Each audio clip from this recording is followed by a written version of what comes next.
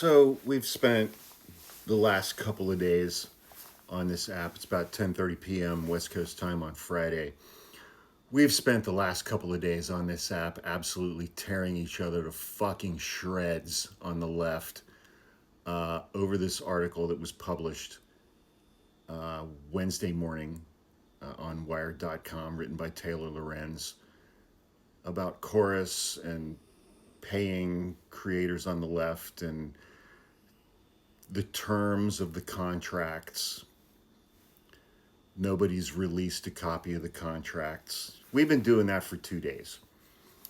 But over the course of the last year or so, and at the beginning, I got invited to some of these events, and I didn't go because I'm not a Democrat. I don't know that people were fully aware of that at the time. But we've seen a lot of creators on the left who have gotten, and I don't know if they're a part of Chorus or not. I don't know.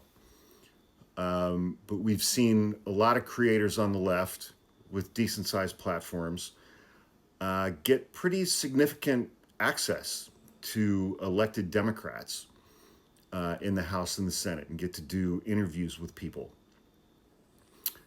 in the House and the Senate, including a lot of elected Democrats who have taken a shit ton of money from APAC, who clamored to get their photo taken with Benjamin Netanyahu the second week of June when he was here in Washington, D.C. Elected Democrats who have voted repeatedly to provide the Israeli government, the Israeli military with weapons. And we've seen a lot of creators on the left get access to those politicians to do interviews with them. And I don't recall a single instance over the last year when these creators on TikTok on the left have asked any of these politicians on these elected Democrats in the House and the Senate about any of those things that I just listed. And it's like I contrast that with the interview of Richie Torres, an APAC-funded Democratic member of the House who represents the Bronx, one of the poorest districts in the entire country, an interview with him on the Adam Freeland show. And the interviewer approached that interview talking about how what's going on inside the Gaza Strip right now affects him as a Jewish American. He spoke deeply and profoundly from his heart. And he spoke to Richie Torres just from a perspective of humanity, just basic humanity and human decency. And Richie Torres responded over and over and over and over and over again with APAC talking points. And Richie Torres has tweeted 200 or 300 times over the last year or so about Israel when he represents the Bronx here in the United States, one of the poorest congressional districts in the entire country. I haven't heard a single fucking thing about what Richie Torres has done for his own district. I've heard a lot from him about Israel and how everything in Israel and the West Bank and the Gaza Strip was absolutely amazing for everyone involved until October 7th, 2023. Everything that came before that date was flowers and sunshine and rainbows and glitter for Israelis and Palestinians alike. That's right, which is bullshit. I haven't seen any.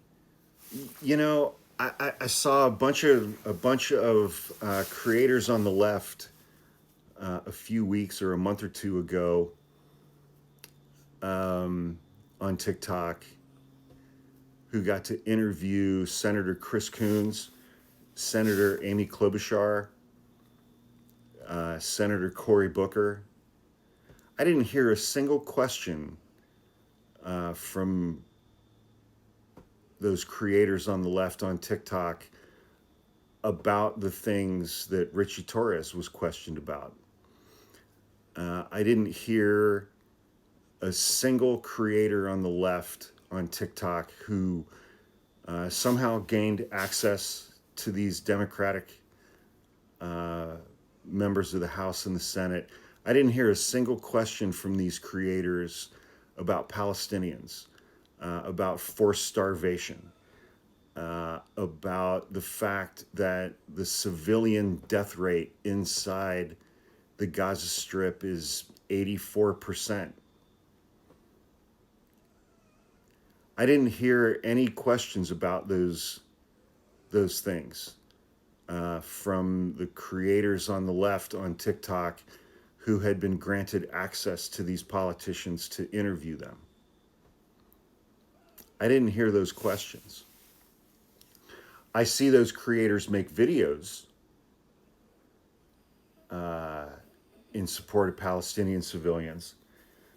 But when those creators were granted access to the politicians, the Democratic politicians in the House and the Senate who are making the actual decisions to prolong and fund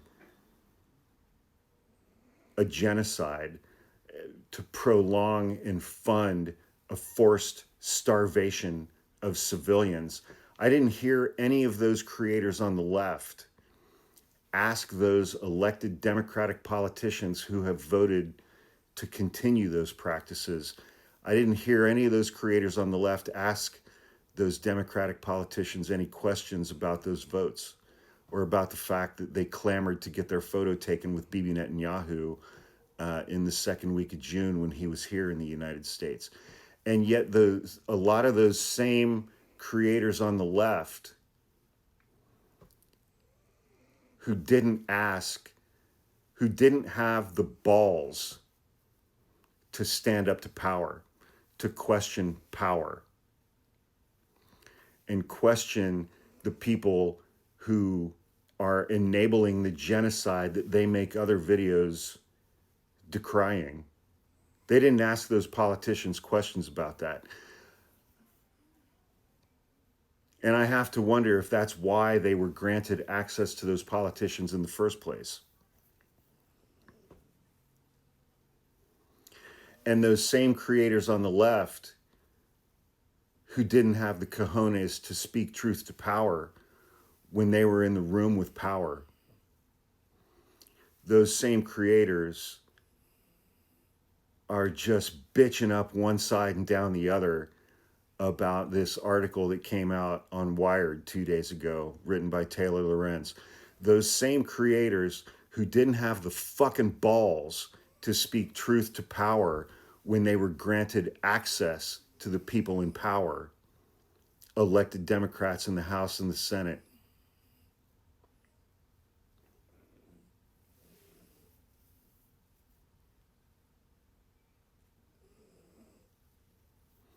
It's a curious set of circumstances. And to anyone who's actually paying attention, it raises questions. It raises questions. The Democratic Party granted you access. Whatever group that you're a member of granted you access. And when you got access, you didn't have the balls to speak truth to power. And now you're going to bitch and moan about a journalist with an extremely well-cited article. It's curious. I'm just